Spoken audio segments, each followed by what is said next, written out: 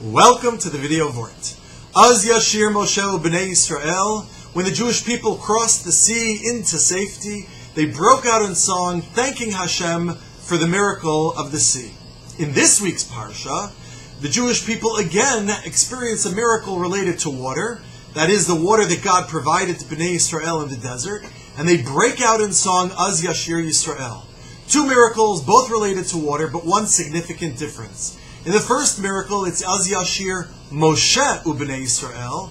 In this instance, the water of the desert, the miracle of the desert, it's just Az Yashir Yisrael. Moshe's name is absent. What is the significance of the absence of Moshe's name? The Medrash says that Moshe Rabbeinu, of course, we know, sinned regarding the water, hitting the rock instead of speaking to the rock. And so, as not to call attention and somehow mire this moment, Moshe Rabbeinu's name is left off. Az Yashir Yisrael. Moshe's name is not mentioned. Rabbi Weinberg in his Shemen HaTov offers a fascinating approach.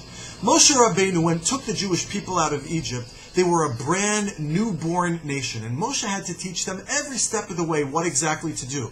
This is a miracle, experience it, acknowledge it, sing praise to Hashem, and he sang and taught them exactly what to say and what to do.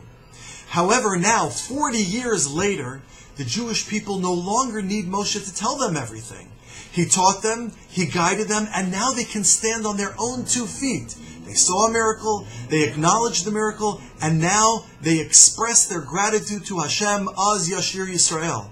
Moshe's name is not mentioned as somehow a negative, but Moshe's name is absent to indicate the spiritual maturity of Klal Yisrael, and as a testament to the successful leadership of Moshe.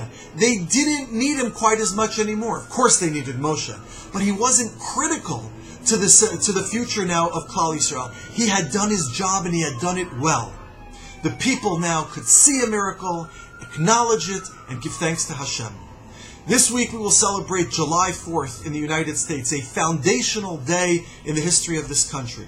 But it is also an important day in the unique history of the Jewish people. July 4th, 1976, the Israeli Air Force sweeps into the airport in Entebbe and rescues close to 100 Israeli hostages who were taken by Palestinian terrorists with the support of Idi Amin in Uganda.